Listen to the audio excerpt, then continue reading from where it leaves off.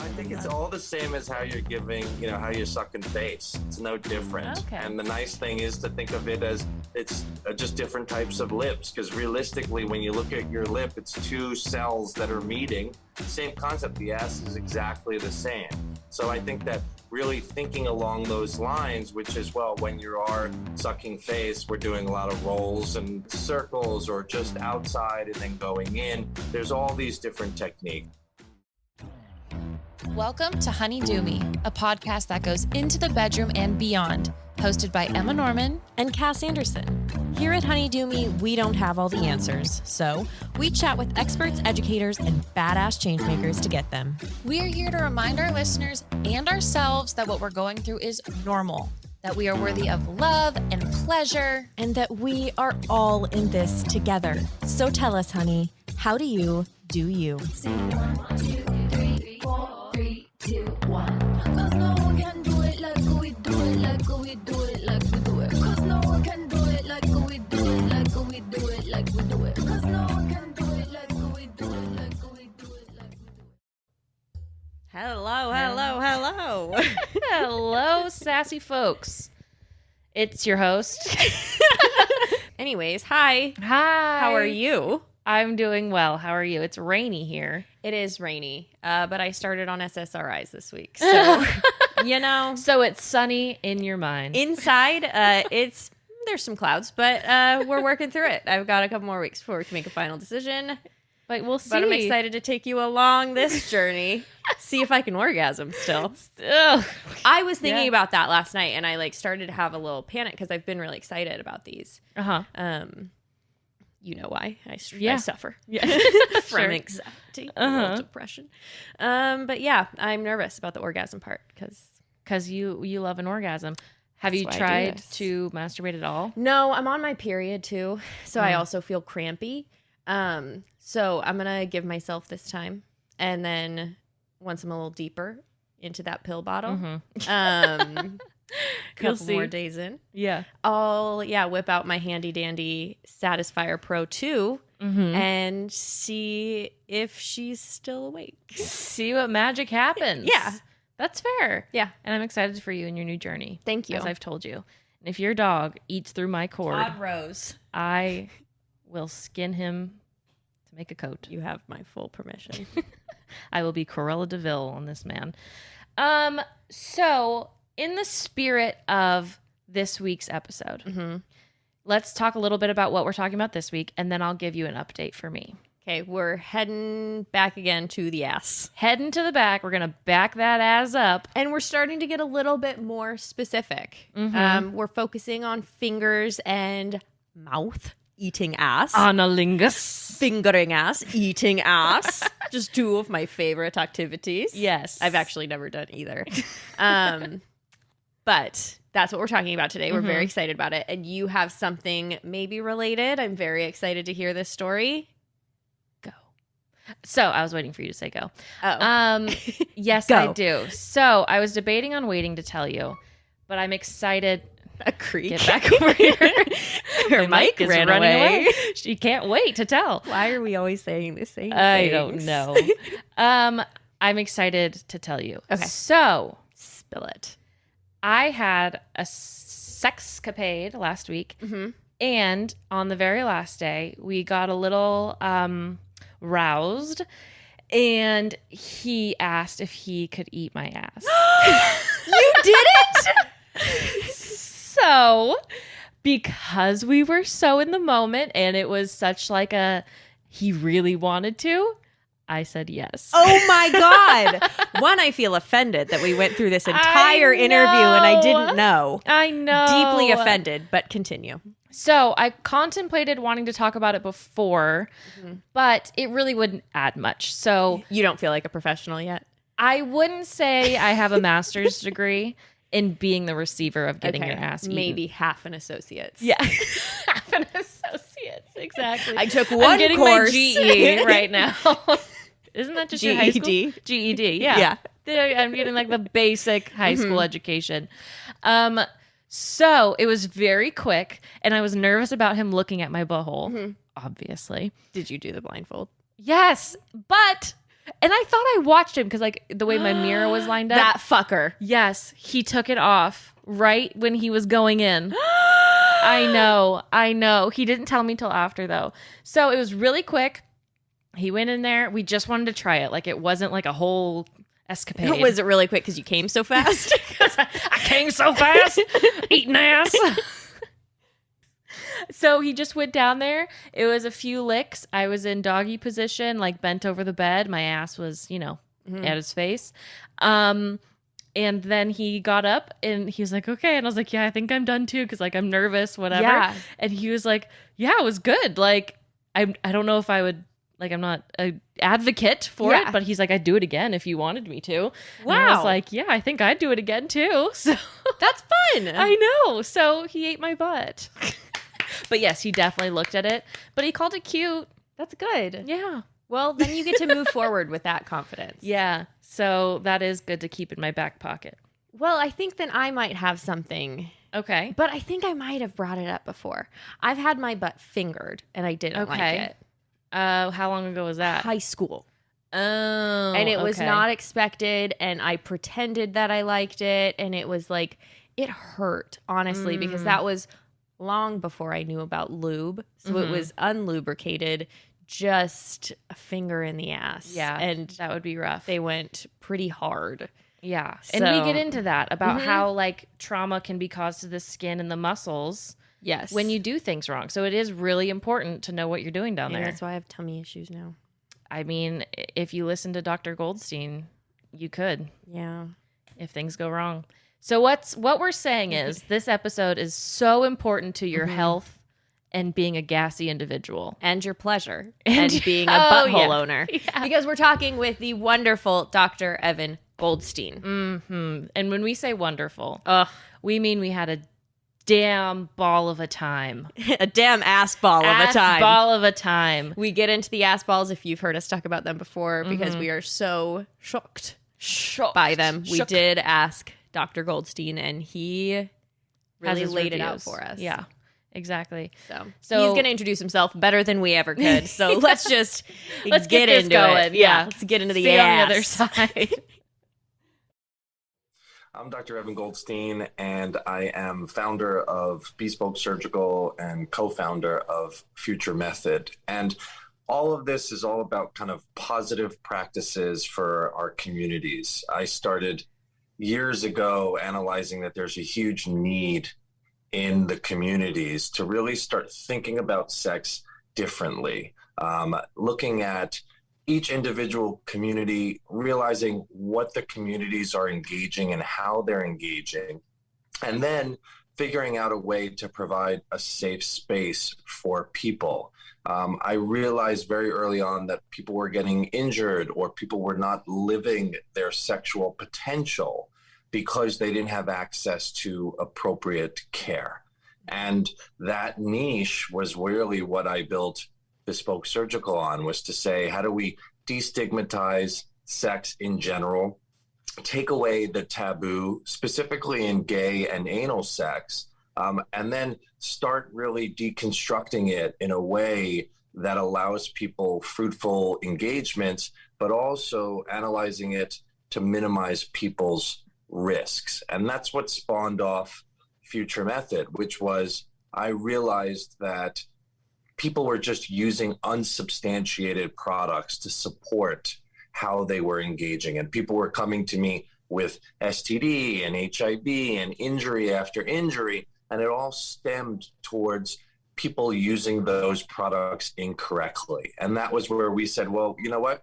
If nobody's going to cater to all of these communities, why don't we as a brand start looking at that, putting products, and then also more so education that hopefully allows the world to realize how important sex is in their lives and how we should not compromise one bit.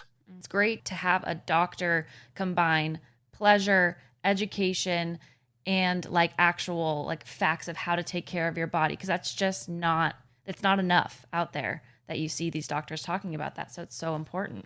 Yeah, I think that one of the things was, it's a huge, the medical space has definitely failed sexual education. We know that even the educational space, it's very difficult. You understand the challenges. Yes, we could say that everybody's accepting, but we know that that's not true. And then let alone when you start to bridge and bring in religion into education, into sexual education, it starts to create a lot. And one of the things that I notice is there are a lot of experts, right, in sex, and there's no regulatory body, not even in the medical side. And so a lot of people are following followers and not necessarily truly the education. And that's where, you know, the hopes are with Future Method and foundations that we're developing to kind of put together panels of people that really vet all the information that is being given to so many people, because most of it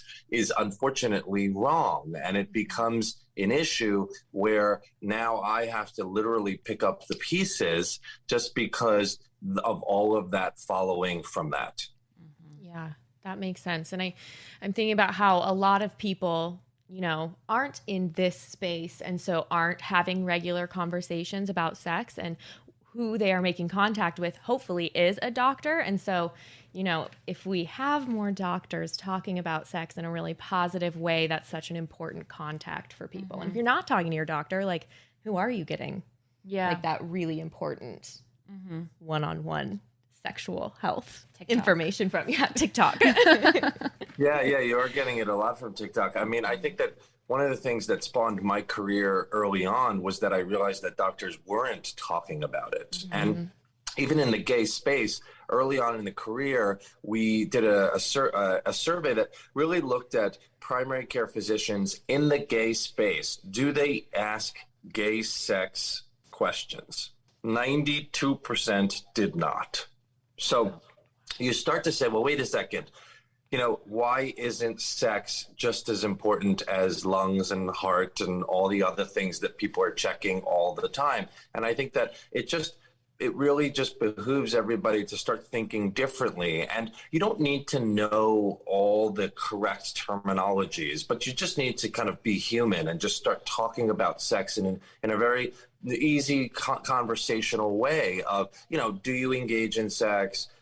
What type of sexual engagements do you engage in? Are you happy? I mean, when's the last time anyone has ever asked you, one, on a mental health perspective, but then two, on a sexual perspective, are you truly happy with where you are? And all of those then spawn all of these different discussions where you start to say, well, wait a second, you can and should be happy. And there are sexual experts that are out there providing care to make sure you don't have to necessarily, as a physician, know the right way to treat X, Y, and Z, but you do know how to make a referral and to know that there are sexual experts that provide the care that these people are so needing. And now that was what has really pushed me more into the PR space, which was, how do I just go direct?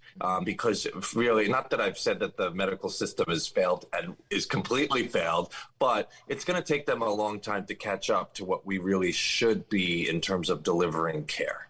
Do you have any recommendations for people trying to find like a sex positive doctor? I think Emma and I are really lucky. Emma found somebody that is truly amazing, and then I followed her to that person, so we share a doctor. And she's the first doctor I've ever had who is so open and makes me feel so comfortable talking about like everything having to do with sex, and does ask if I'm happy and all of that kind of stuff. So how do you find a doctor if you don't have an Emma to find it for you? Yeah, well, I think again, it's a lot of it is clearly from a review perspective, is just being able to kind of make sure that one is that they're either part of your community or are able to really provide care specific to the community that you identify with. Two is, you know, I always tell people, you should be shopping. Don't let the doctor shop you. You know what I'm saying? Like if you're going in, you ask tough questions and you start to, you know, the first really should be an interview of obviously, yes, the medical issues that you're having, etc. But it also should be, well, what type of care do you provide? And what do you have under this roof? And who, you know, what happens if I do have a sexual issue, or do you approach sex in certain ways? You know, you're able to start really, and now with people doing reviews and access, it's much more accessible. But a lot of people are still not in cities that provide crazy amounts of care. It becomes, but the good thing is there's Zoom, and a lot of people nowadays have access to all of the technologies to get you to the right place. But I do think that the key is to start demanding, because if we as a community from a patient perspective starts demanding more and more of our physicians as it relates to sexual health, I think it's going to really start to push the narrative that people are actually taking it seriously, to say, well, shit, if I don't know, I should be trained to know. And this is what I need to do because X, Y, and Z is asking, etc. Right. I love that, of interviewing your doctor. I mean, it's a really important, vulnerable relationship. So taking it that seriously for yourself and taking that responsibility as well. It's like, it sucks that you have to assume that most people aren't going to be that well-rounded to give you all of the services you need, but it's important to ask those right questions. Yeah, no, 100%. And I think that, ass is very difficult, right? It is a difficult subject as it relates to anal sex. I mean, people come in a lot of times to my office with their head down, and it takes a lot of courage to say, I have a problem. And that is not easy. And that was what, I wanted to make my office aesthetically pleasing, that you walk in and you feel kind of calm from the beginning. I wanted to make that there's no inundation of paperwork that's such bullshit and that you could do before you show up there, right? I wanted to make sure that, it's on time, you're quickly in, that we can kind of just break down, and then I could see whether or not I need to ask you the questions or you're able to just kind of have the conversation. And once you start kind of breaking it down, I curse a lot. I talk about just ass and anal and all this stuff because it's just trying to humanize the situation. But I do know that it takes someone a long time potentially to get to the point where they're able to walk through the door. And the hope is that people just over time just say, fuck it, this is important to me, and then just say that this is what I'm going to do. And then you move forward and then we take care of it, one ass at a time. Well, we're ready to take care of these asses over here. So let's do it. We want to dive into more anal pleasure. So we want to explore these phalanges and how to use that in anal play and fingering. So can you give us a brief definition, if that's not clear enough, of totally anal play with hands? I got it. Yeah. So I think a couple of things with anal and fingers. I'm not a huge fan of fingers. I know why people do it, and I'll explain as we go through. The problem with fingers is that, one is, if you're using your own finger, it's kind of a weird angle to put your finger in. And what winds up happening is you create this hook. And then as you're doing it, sometimes you can cause issues where it can cut the skin, cause a tear called a fissure, aggravate hemorrhoids if there is. And it's just a funky angle. And then you start looking at others saying, okay, partners are starting to explore you and use fingers as well. Again, it's very multi-jointed. A lot of times they don't tell you what the next move is going to be, and it could be very, very quick and sudden, where the in and the out, and all of a sudden it's not really appropriately lubed, and then it tears, or they have long fingernails, etc. So I usually say, first start in the realm of using anal dilators to kind of explore, because one is, they're all, obviously either really good graded silicone. I have also a set that's like a glass set on the website, and there's certain indications for each. But the key with all of this is, how do you start understanding anatomy? And the anatomy is not very difficult. I tell people all the time, there's not overtly complications in the ass. One is muscle, the other is skin. And is the skin fully going to accommodate whatever you're going to put in? Is the muscle fully going to relax? That's it. And the key of using dilators is to understand the 3 sets of muscles that are there, the skin that is there, and start really working it. Now, female anal skin is very, very thin. And notoriously, I see a ton of tearing. One is, a lot of women, what they'll do is they will not have regular anal intercourse. So it's very, it's like, let's say every other month, every 3 months, whatever it is. And if you go from nothing to something big without the gradual, constant working, you're going to have complications. It may be painful, it may tear, you may cause hemorrhoids. So if you look at the best bottoms or the best anal, receivers, right? What they're doing is they're engaging 2 to 3 times a week, whether they're engaging with a partner, whether they're engaging with toys, whatever it is, it's kind of keeping that muscle and the skin really going into the right trajectory. And it's a use it or lose it location, meaning it's a muscle. And so just like biceps and triceps, you have to constantly be working it in 2 capacities, tightening and then clearly opening. And so my usual go-to is not fingers to start with. It's usually a dilating kit that's like sizes small, medium, and large. On Bespoke's website, there's a shop that goes into why I like the toys, why do I think it's important, with a dilating protocol of 2 to 3 times a week, just using the small toy. I usually tell people do it in the shower by yourself, a lot of lube, and just kind of slowly going in and slowly going out. You're trying to really understand, how do we get all of those muscles to truly, truly start to relax? And once you start to get into a groove of the small to the medium, and then you're like, okay, I do want to explore other things, whether it's, more advanced toys, whether it is fingering, whether it is, the real deal, whatever that is, you can then start to kind of add more advanced stuff. Fingering, even though you think is such a simple thing, I think realistically, it is a more advanced technique. And it's also understanding your partner, making sure that you are facing each other in a way that you're able to kind of communicate, so they could see if you're having a little bit of pain or that it's not going the right way. Make sure the nails are super cut so that's not an issue, or that they're using a glove. Those are kind of all the things that I would say would be the best practices to get to fingering techniques. So if you have started to warm up and you feel like you're at this point when you want to start fingering with a partner, and what are the positions that you could use to do that? Mm-hmm. Make sure you're facing the right way. Yeah, I'm thinking about me and my partner. So my partner has a penis, and if I were to finger him, how? Yeah. So I think that probably the best would be more so in the beginning of on their back. Okay. Right. And, you're able to kind of really see and get to understand the different angles, etc. And again, I think foreplay is really great. It gets people to be completely relaxed. Some people do a lot of analingus or licking and playing just to kind of get that area fully into a good space. Obviously doing some toy work and going from there. I think what's nice in the partnership is that you both can be educated on understanding the 3 sets of muscles, and that the muscles take time to relax. And so, the first entry, you don't have to get your entire finger in. It's the same concept of using dilators, which is how do you kind of go in with a lot of lube until you hit resistance. Once you hit resistance, don't force it.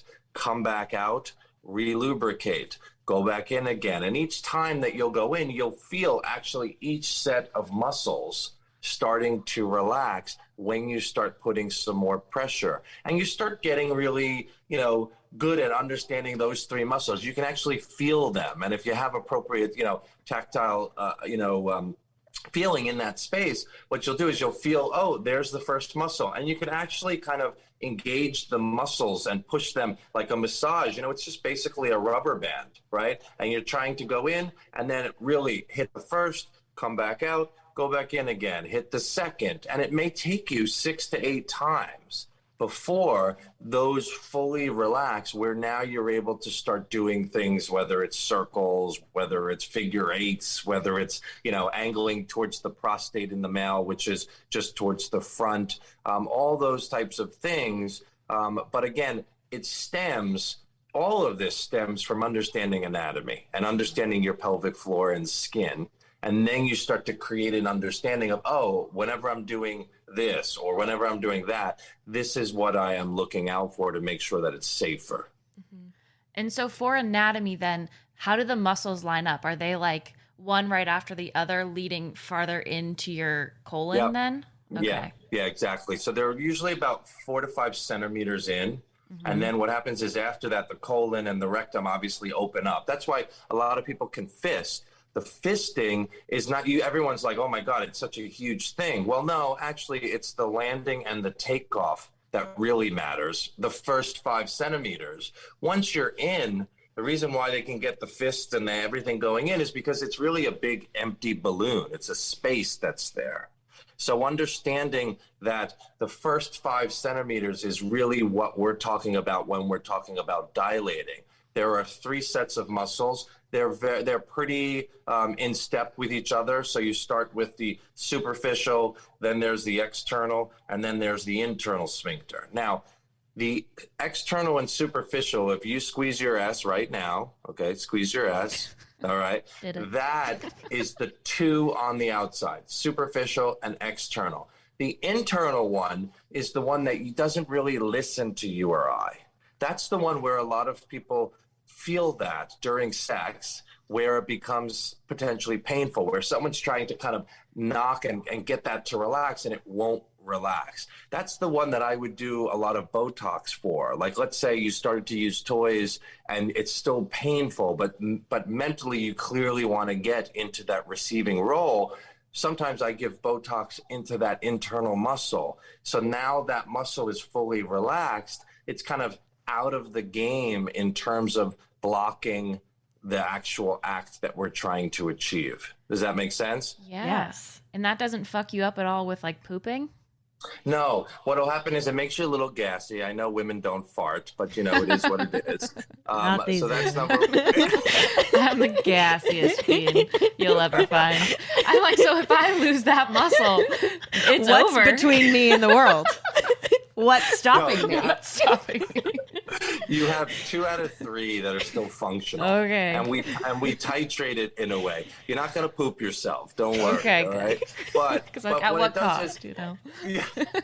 but what it does is, I think the key is for when people are using toys and or learning to dilate and using that to understand their anatomy, you have to be real with yourself. Meaning, if it's causing you discomfort, don't just say, oh, no, this anal sex and anal play is supposed to be painful. No, you're not supposed to be in any pain. You're not supposed to bleed. These are not normal situations. And so if you're using small to medium toys and no matter what you're doing, no matter what position or lube, you feel as if you're super tight or there's something that is not allowing you to fully relax, then see somebody, because the reality is that there could be a cut that's there that's a little bit more chronic that needs to be treated. There could be an extra piece of skin or a hemorrhoid that's just kind of not allowing things to fully function the way that it needs to. There are certain things or not, or that everything is actually okay, except that one is educational wise, you're just doing the wrong thing,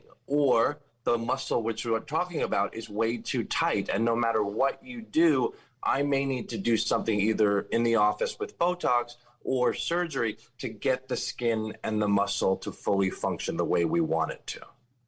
Okay. Is that a typical place to administer Botox? Like, would it be abnormal for someone to call like their local, like reputable place that has Botox and ask for that? An ass shot.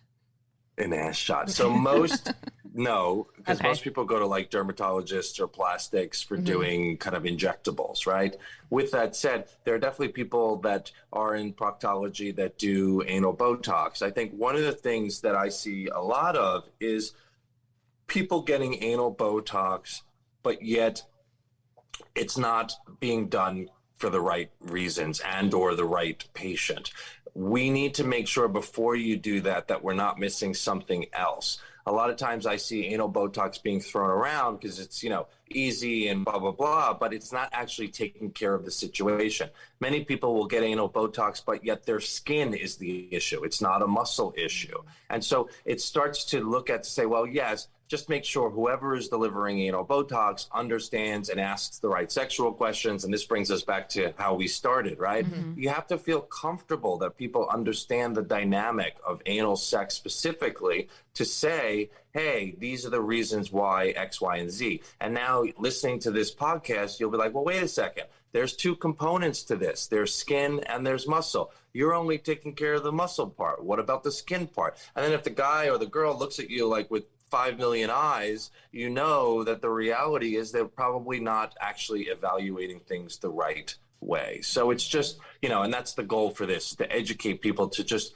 understand the way that I would look at it, and hope that whoever's delivering the care does the same. And if not, DM me, email, whatever you can do. I'm more than happy to help people. I help people from all over the world. Oh, wonderful. On the spectrum of I guess this is kind of the opposite, and maybe it's kind of a total side note, but we were at a sex shop and we saw what was referred to as ass balls. And they were not just anal beads. They were ass balls. And they were size of baseballs. Yeah, at baseballs. least. And but there was so much space in between each one. And that was what we were Concerned? taken aback Taken aback. by. Given pause, too. How deep can you Because go the into whole your thing system? was this long. Yeah. It was... How many feet is that? That's 2.5 feet. Yeah. I thought it would come out my mouth at that point. Am I wrong? How scared should I be of ass balls? So I think a couple of things. I think that, again, we get back to this thing of those are not really being regulated at all, right? Sex toys are not. And you have to just make sure, just like you're doing, you're like, well, wait a second, there's so much space in between these. So there's two components to this, right?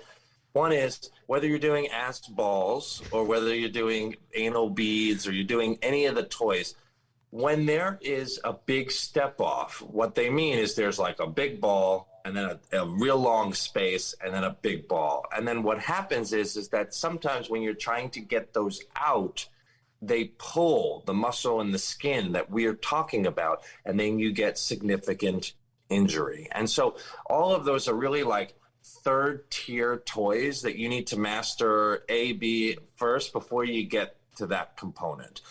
Now, I understand why people like that, the friction of kind of going past all of this and then kind of like a pluck, right, situation where it creates this, sensation. And that I understand there's a lot of nerve endings with it, but I do think those types of toys can be significantly dangerous, specifically for the beginner user. And, just understanding that the 4 to 5 centimeters is an important component to understanding that we don't want the muscle to fully collapse over the toy, because then a lot of people don't have the capacity to relax it to the point where you're able to fully get it out. And you can start practicing. If that is a toy that you want to use, then the key is to gradually work your way up from dilators to a toy that has really minimal step off. You now learning how to fully relax to the point where, oh, okay, I was able to just get this out very easily. And then you start kind of getting gradually bigger and back into the balls that you want, I guess. Ass balls are something you have to earn. Yeah, you have to earn that badge. Yes, exactly. And they can, with that size, again, you can go pretty deep. And, all the way up. The colon is pretty forgiving. It's kind of like a slinky. It'll move and groove to what you want. With that being said, there is an angle about, I'd say, it depends on people, but let's just say like 1.5 to 2 feet, a pretty steep angle where the toy needs to kind of bend and get to that side. Some people are able to offset that by just certain positions that would be better, like elongating the back kind of straightens the colon to allow it a more of a straight shot. Same thing with laying on a side. If you're laying on your right side, it kind of moves the colon into the middle of the pelvic region that now allows you kind of that straight angle. So if you ever get to a point where you're like, I want to go further, but I feel some resistance, clearly don't push further, but change your angle, hands over your head, back positions, side positions, and you'll start to see that you should be able to kind of navigate in a way, hopefully not out to your fucking brain, but enough. You know what I'm saying? And also one thing to think of when you're using big toys, really make sure that you're so well lubricated. They sell these on the web. They also sell these lube shooters that you could shoot the lube. It's like big syringes that you're allowed to get up way higher, because a lot of people don't do that. They'll just get very low down with the lube that they are using, but they're not actually lubricating up higher.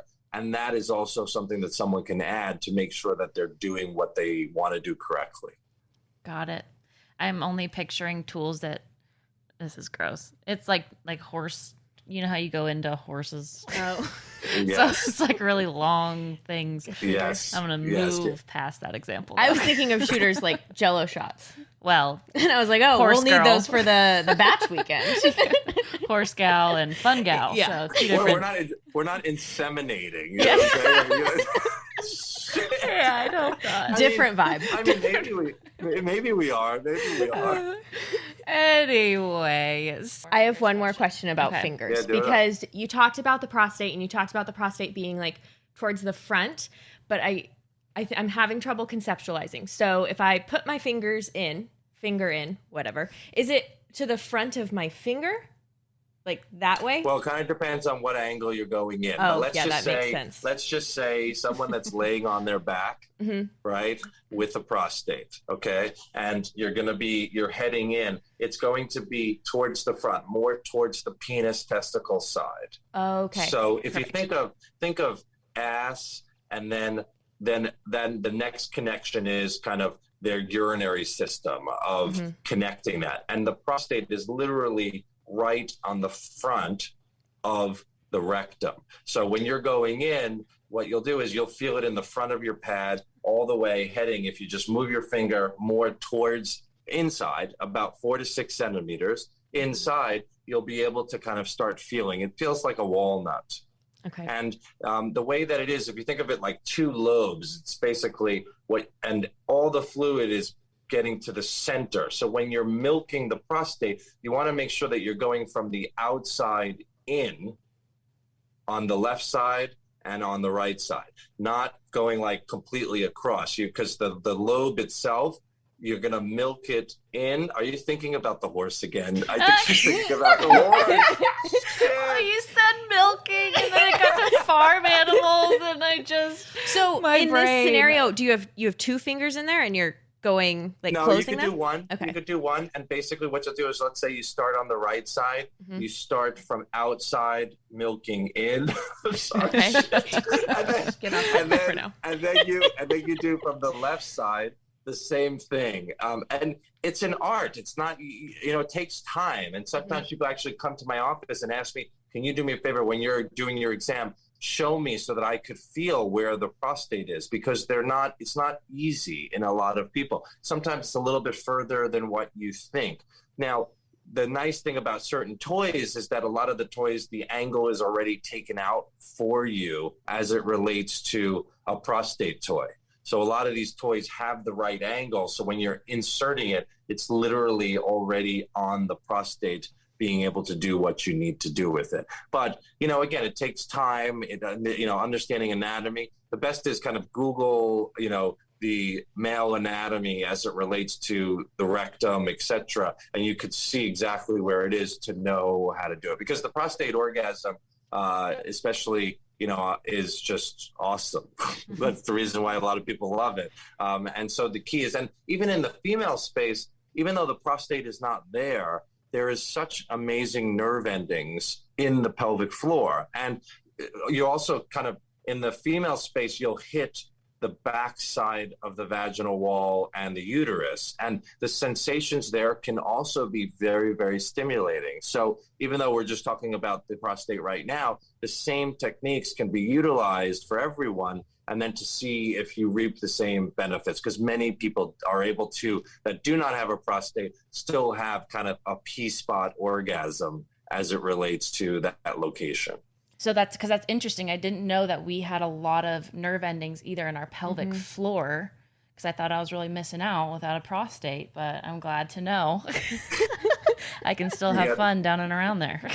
Totally. Absolutely. And I think that is where kind of people understanding from an anal perspective, regardless of gender, right? Regardless of that, there are positive nerve endings and negative nerve endings. And the reality is that for you to explore and to understand that in the beginning, you may have discomfort and or understanding how to fully relax, but over time, that should start becoming pleasurable. If it's not pleasurable, then stop, see a professional that we're able to look at it to say, hey, this is, because there definitely is a lot of people that come to me with kind of functional issues that need to be fixed first before we start to, engage anally.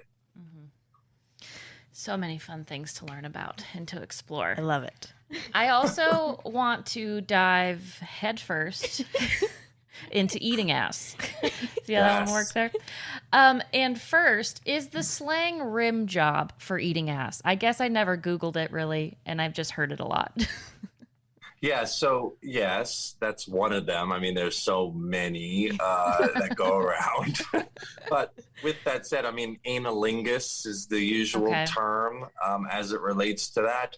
That makes sense. I think that it's, awesome and it should be explored by many. I think the key is, one, obviously making sure that everything is super, super clean. Some people, I don't necessarily think you need to go crazy and douche and go, bananas as it relates to it. I think just external, washing and cleaning and making sure that you're in a good space. You also got to be careful with, like, if some people use certain lotions or perfumes in the area, even though you're trying to make it all beautiful and whatnot, a lot of that stuff is not meant to be ingested. So you just have to kind of be careful as it relates to that. We at Future Method came out with an anal exfoliant specifically for butt and body care. One of it being, how do we make sure that we're doing the right thing just from our normal defecating and living life, and that area is just friction, especially when you ride horses and all that stuff, right? But with that being said, the anal exfoliant is really great because it kind of gets rid of and replenishes and renourishes. And then also there's a soothing cream that goes with that, that's paired with it. One is it's good for post-sex if you're irritated, but it is also great for pre-sex. One is because it moisturizes and obviously makes things beautiful, but it also smells great, and all the ingredients are able to be ingested so that we make sure that we're all doing all the right things. Now, analingus, you just got to be careful, right? Just like anything, there's bacteria. A lot of people have some element of, let's say, a parasite and they don't know it, and it can be ingested. So if you are someone that is, and I think that they should be doing parasite checks, ova and parasites, whenever you're doing routine STD screenings. A lot of physicians will not do that unless you ask. But if you are someone that eats a lot of ass, I would suggest that you periodically just fully get checked, because sometimes your bloating, constipation, or diarrhea may actually be something that is just innate to where we are. And that leads us into the next kind of situation, which is the microbiome. When people are having anal sex, the microbiome is altered. It's changed. It's changed inside, and it's also changed externally. And so because of that, you start to see people have a higher incidence of infections or a higher incidence of HIV or anal injury when the microbiome is altered. Now, a lot of people use wet wipes or these kind of cleansing wipes to clean externally. That changes the microbiome. There is a balance between good and bad bacteria. And when you use those wipes or you're causing issues like that, what happens is that the bad bacteria starts to win, and you get fungal infections, you can get irritation, you can get herpes outbreaks and or anal warts coming from HPV. So it's not glamorous, right? Of course we don't, but the reality is these are all things you need to think about before we kind of embark on that, to make sure, one, that you're doing everything correctly. Two is that you're not altering that microbiome in the way that causes issues. And then if you are, and we'll probably get to douching and some of the other stuff later, but if you are, we also at Future Method said, like, you need a probiotic that is specific to replenish the anal microflora. And that we just launched with in September. is the first ever pre and probiotic specifically for anal intercourse and anal play. And it's how do you replace the bacteria in the right capacity to make sure that we're not missing anything and everything is replenished in the right way. There's so much that goes into eating ass to keep healthy. Mm-hmm. Oh my gosh. That's great to know. Who would have known? I love that you guys have your own products for exfoliating and moisturizing, because I feel like a lot of our questions have been about like sanitation if you're going to do any type of butt stuff and smell and look. So I think those are great products to invest in. And on look, another question that we had was, I feel like at least in the space that we're in, we talk a lot about vulva normalization, but we haven't really talked about butthole normalization. And so that's something we aren't necessarily super confident about. So is that something that you could speak to? Sure. So when you say tell me a little bit about what your definition of normalization means. What is that? Yeah. So in regards to vulvas, we talk about how like they're all different and they're all normal. Got it. I get it. Mm-hmm. Yeah. So from an aesthetic perspective, externally, so yes, they're all different. And I remember seeing one guy come to me with the biggest extra piece of skin there. And I was like, do you want me to remove it? And he's like, no, my lover loves to bite it and play with it and lick it and do all these things. So I never say anything because people like certain things and it's awesome. And I'm all for that. Now, I do see most people want an appropriate pucker. They don't want any extra skin that is there. With that being said, extra skin causes issues specifically. One is people think it's an STD or they think that there's something like an abnormal growth and they're like freaked out about it. So that, and then they make their partner kind of feel insecure. So I think that that's one component to it. Two is that functionally, if you have extra skin in the area, when you're having sex, the skin gets pulled in and pulled out, and it creates so much friction where then you tear and then have some issues associated with that. Now, I see a lot of women post-pregnancy or post-college or grad school because nobody ever teaches anybody, one, the right way to shit. And so most people are eating so poorly during college and grad school, and they have so much work, they're sitting on their ass all the time, that they develop a hemorrhoid or extra skin. Same thing post-pregnancy, just pushing out, and that causes either tears and or hemorrhoids or extra skin. So I see a lot of people coming to me for that, and they may not even engage anally, but just vaginally, they feel just insecure or it doesn't feel good. Or when they are working out, they feel rubbing and irritation and they can't necessarily clean. Now, I do a lot of that aesthetic work, which is how do I kind of remove any of the extra skin and make everything into kind of smooth, flat, and flush, but then also able to get that pucker. Now, a lot of people also like bleaching.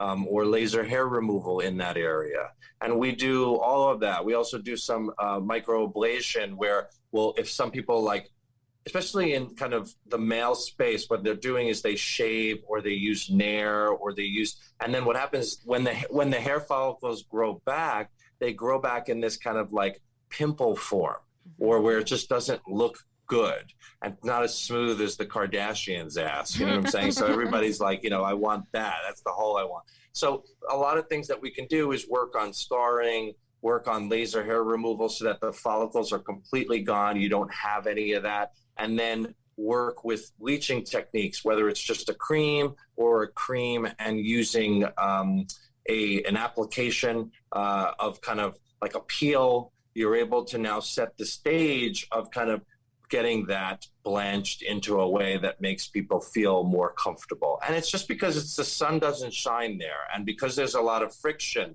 some people have discoloration where it's a little bit darker. It just doesn't look, especially if you're into analingus and this and that, people are going to look and explore. And so it's just a matter of where you are. But again, I've seen people with what I would say would not be defined as the normal hole, and they are pigs and shit loving it. You know what I'm saying? Yeah, I love that. Mm-hmm.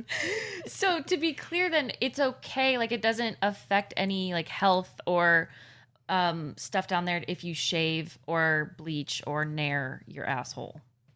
So I think a couple of things. The nair itself can cause issues depending upon skin type.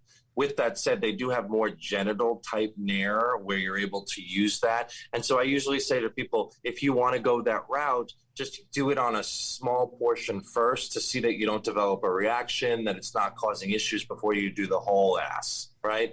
Now, if you're someone that wants to be smooth and you're like, this is it for the rest of my life, I want to be a smooth ass, I would say laser hair is the best because it gets rid of the follicles. You don't have those bad pimples. You all know when you're shaving your legs and when that growth of the new, it can be quite painful and it's friction and it just doesn't start to look good. So I usually tell people to stay away from sugaring, shaving, all that stuff. If they want to, then the laser hair is the best. But you also need to know anally that the skin itself is very fragile. And so a lot of times when people use clippers, they nick a little bit and you could develop herpes outbreak. You can develop an anal wart to develop in the friction of where you're kind of nicking every time with the shaver. Make sure that the shaver is super, super cleaned, just like barbershop. Make sure that it's barbicided and cleaned up because you can actually, if you have something like an STD or an infection, you can pass it along from kind of nick to nick from what you're doing. And it's hard to kind of shave your own ass. It's not easy. Yeah. So I think, again, if you're someone that is this is a transient time, just learn the right way to shave or use nair so that it's the best for you. But if you are someone that's saying, hey, I really do want to be smooth, then I would invest and just be done with it so you don't have any of these complications develop. 2 questions. One, and I feel like we didn't really get into it with fingering, but initiating is something that we talk a lot about. So are there good ways to get into these positions? And the second thing is when you are eating ass or analingus, what do you do? What are some the techniques? Techniques, yes. Yeah. Tongue rolls, taco thing. I think it's all the same as how you're giving, how you're sucking face. It's no different. Okay. And the nice thing is to think of it as it's just different types of lips, because realistically, when you look at your lip, it's 2 cells that are meeting. It's one cell, the epidermal cell layer here, and then the mucosa cell, which is the one up here. Same concept. The ass is exactly the same. So I think that really thinking along those lines, which is, well, when you are sucking face, we're doing a lot of rolls and, I can't do the one that you just did, that thing. Taco? I'm not too, I can't do that thing. But with that said, it's kind of doing that, whether it's circles or just outside and then going in. There's all these different techniques. I think realistically, there's obviously 2 positions that kind of come right to hand, which is one is on the back or in doggy style. And that just kind of really gives great access to that. Now, certain things to think of. A lot of people spit or they'll use spit to kind of lubricate that area. Some go from that into sex. And we just want to make sure that people understand that spit is not the greatest lubricant. So I get it. I know why everybody does it. But the reality is that it causes a lot of issues as it relates to that. Mm-hmm. But with that said, make sure that you don't have kind of cotton mouth, right? That your mouth is able to produce saliva. If not, they do make lubricants that are ingestible. Some people, whether it's flavored watermelon, you pick your mango, whatever you want. But there are certain things that you can do with that just to get that into the right groove. But again, similar technique of first muscle, get that to fully relax, work on going further, second muscle. It's the same. And then some people are actually doing fingering while they're doing licking at the same time of kind of massaging all the way around, kind of getting more into the creases. It's very sensitive when someone's licking your kind of crease, Licking my creases. Licking the crease. And a follow-up question with health and what's appropriate. So if someone has a vulva and they're getting their ass eaten, their partner should not then eat them out, right? That needs to pause and clean and everything. Exactly. So I think that the key component is, most people can go vulva to the ass, but don't go anal. And it's the same thing. You guys are kind of from wiping, right? front to back, not back to front, so it doesn't go into the vaginal region and hit the urethra and all that type of stuff. So I think that, yes, anally, no matter how clean you are, I would kind of stay focused on I'm doing anal in this capacity, and then if you want to go further, it's cleaning out, etc., and making sure that you're in a good space. And when I say cleaning out, a lot of people use Listerine, to really work after to try. And there's a couple of studies that show by using Listerine for 30 seconds, a gargle, that you could diminish STDs as well just by doing that. So it's something for you guys to think about. Wow. Okay. Would that be spicy at all after? I'm my like initial a cool thought. Asshole. Yeah. Well, I heard the weirdest. I was scrubbed with someone, and he may kill me for telling, but we were talking about like what people use as like sexual enhancements to like lick and play and suck and all this stuff. And I have heard of ice. I heard of like Cool Whip. I've heard of all these other things. And he told me Pop Rocks. Mm-hmm. And I said, and I was like, I never heard that. He's like, Evan, getting a blowjob with the Pop Rocks is like the best feeling in the world. All of a sudden, it's like, psh, psh, psh. It just goes nuts. So it's so interesting what so many people use. But again, anally, you can use a lot of things to kind of enhance the moment in a good way, especially if you're into it. So I will say. You did Pop Rocks? I used Pop Rocks. Like a couple months ago, he bought Pop Rocks at a sex store. He's like, I really want to try it. It's for blowjobs. And Yes. so my mistake was putting a lot in my mouth. Yeah. And then trying to go down and give a blowjob, they like started to fall out of my mouth.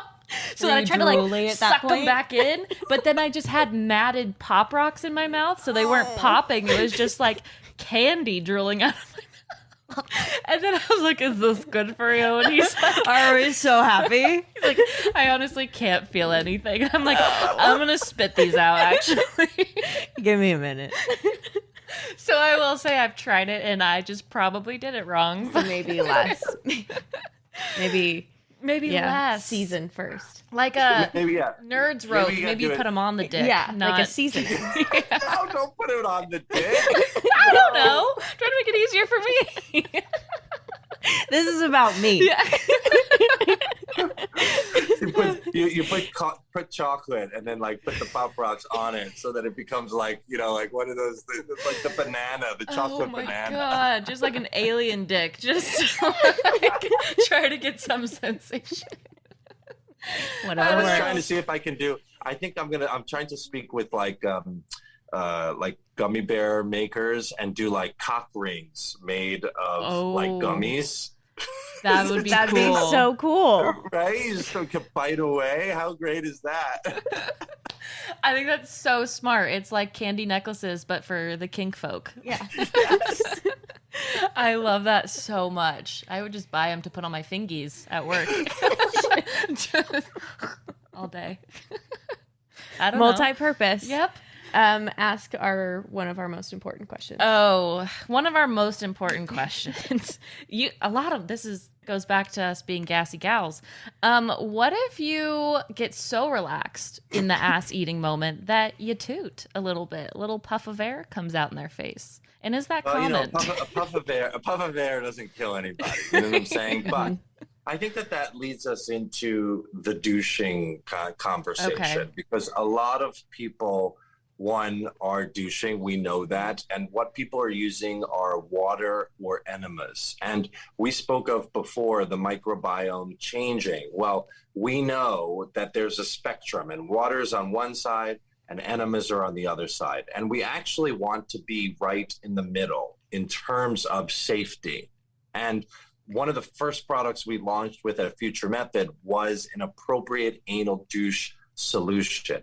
Why? Because we know that if you're on those sides of the spectrum, and most people are using water, that you have a higher chance of washing away the good bacteria and increasing your risk. And that was why we did, how do we provide a solution that's not toxic, that pH balance, that's appropriate for cleaning? And then also, how do we replace the microbiome with an appropriate pre and probiotic, right? That was the theory. Now, with that being said, for analingus and passing wind and all that jazz, a lot of people do douche to clean themselves out before, whether or not they're doing just ass play with analingus or then they're doing full anal penetration.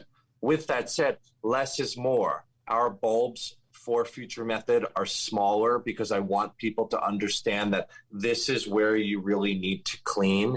I also want people to understand that it's gut health, it's whole body health, not just anal health, meaning fiber supplementation is really great. That bulks the stool. It makes things easier for you to go to the restroom, but also it helps to become less gassy. If you are a gassy gal, doing gas X or something like that before can minimize that so that you're not having issues. Obviously, diet and exercise and just getting into your routine bowels then allows for you to focus on really kind of anal appropriate care. With that also being said, a lot of people will use toys after they douche, one, to get rid of any extra air that develops. Two is to pre-lubricate so that everything is kind of really well lubricated and also relaxed, both the skin and the muscle, so that now you're able to kind of simulate sex, passing any extra fluid or any extra gas that is there. So I do think that most of society will douche. I want people to make sure that they're trying to do other things so they can douche less, because we know there are complications from that. And also thinking differently of, if you are douching, using a right solution, using it less times, and using a toy to minimize any of the extra excrement that's there and or gas. So that may happen. But the reality is that gas is going to happen. It's going to happen here and there, regardless, even through the vagina. I mean, come on. I mean, there's tons of that. The reality is just move along, go do your thing. And I'm sure your farts don't smell perfect, just like roses. So it's just fine. Just like me. Yep. Yeah. Yep. That's what I like to say. That's why both of our middle names are Rose. Yeah.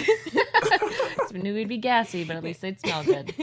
That's exactly it. So it's about just taking care of yourself preemptively so that maybe if you do, it's not the smelliest thing because you've taken care of everything and you've... Yes, and I think a couple of things. The douche itself has a really great kind of cleanser internally that allows for kind of one cleaning, but it also allows for like a layer of protection. You feel silky. It's not as if you're dry like most douching can happen. Also, again, the anal exfoliant and we'll have to get you some, because the reality is they smell really great. And with that being said, even if you did toot, you would toot the Future Method scent. And so it's all good. And we are coming out with suppositories that are scented.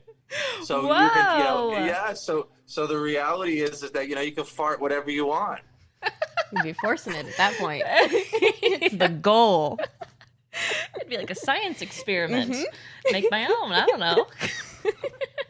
Well, on that note, you have given us so much information. I am so excited about all of it. And we would love if you could let our listeners know where they can continue connecting with you, continue learning after this episode. Yes, 100%. So Bespoke Surgical is on all social channels. Future Method on Instagram is The Future Method. Everything else, Future Method online, you can kind of check out. Both of them have really great educational components as breaking down everything we spoke of here. And then on a personal side, it's Dr. Evan Goldstein on Instagram. It's kind of a combination of my anal world, my partner, Crazy World, and then I have two identical twin boys that drive me nuts. So it's a combination of seeing pictures of them and then like ass. It's just your world. It's just your world, and we're living in it. So I want to know, though, if you've ever contemplated or asked about eating ass, because you said fingering, but what about eating ass? So I've never actively contemplated. I didn't have a plan. Okay. Ass plan. Yeah. But I did ask my partner the other day because I knew we were doing this episode. And so I was like, hey, would you ever eat my ass? I don't necessarily want to eat his ass. I'm gonna be straight up front about it. Transparent about that. If he was dead set on it, I would like do the Lord's work and just go for it. But would I be happy? Like, not really. I don't think it's for me. That's okay. But would I get my ass eaten? Yes. Yes, I would. And I know that was actually one of your goals that you had said. I forgot about that. Yeah. You really quick turnaround with your goals. I know. This I year. manifest things that I want, and ass eating was I'm on so my list. proud of you. Thank you. That was literally 2 weeks ago. I know. Whoa, the turn is Man alive. immaculate. Yeah. So I asked my partner, I'm like, would you eat my ass? And he's like, of course. And I was like, but would you want to? And he's like, sure. And I'm like, that's not the fucking response. No. Like, that's not it. You have to be begging me You need to eat be my ass. so emphatic about before I let you stare into the eye of my butt. demon. Yeah, my dark demon. Because let's be real, I do have tummy issues. So my butthole has been a bit of a demon in my life. A bit of a devil on my shoulder. Betwixt my cheeks. betwixt your cheeks. So yeah. Yeah. Am I about to have my ass eaten? I don't think so. But I'm Maybe ready. if you just keep thinking about it like I did, and then maybe he'll be like, God damn it, Cass. Spread them cheeks. Spread them cheeks and sit on my face. So what position were you in? I said it in the intro. Oh, you did? I didn't hear that. Yes, I was bent over the bed with my butt backwards, and he Okay. was coming in from behind. So kind of a doggy-ish. Yes. Position. It was vulnerable. It was. But it felt good. And I was like, you know what? He's down there. So for the few seconds that he was eating my ass, I just like didn't think about being self-conscious. I'm like, he's Good for in you. my ass. Yeah. In it with his mouth. Yeah. So forget about your inhibitions. Dance the night away. And we will, because thank you so much to Dr. Goldstein. Yeah. I will want to dance the night away. And have my ass eaten. And have my ass eaten a little bit And more. possibly finger if I'm feeling in the mood and properly prepared. Properly prepared. And thank you to our listeners for sticking around and being so emphatic about ass stuff as we are. Because we know you like it. We know you like know it. you like it. Or Yeah. you're interested in the idea of At it. least, yeah. So we're here to provide, to make the right connections. We just know people. We know Just get it. people, and you're welcome. Yeah, and if this episode, really did it for you, which it should, go ahead and send it to somebody else that you think it would do it for. There's so much valuable information. Dr. Goldstein deserves to be heard around the world. Say it loud, say it So help proud. him do that. If every one of you shared it with one person, we'd be saving thousands of buttholes from potential. Yeah. Couldn't say that any clearer myself. And if you want to do even more, go above and beyond for us, you can head over to Apple Podcasts, rate, review, and subscribe to Honey Do Me. If you leave a written review, go ahead and leave a peach, right? Yeah. That's our favorite. You know it's a butt. It's clear. And tell us how much you love us, because we love you. And what's a relationship if it's not reciprocal? Exactly. You give us, we give you. Bada bing, bada boom. And on that note, we'll see you next week.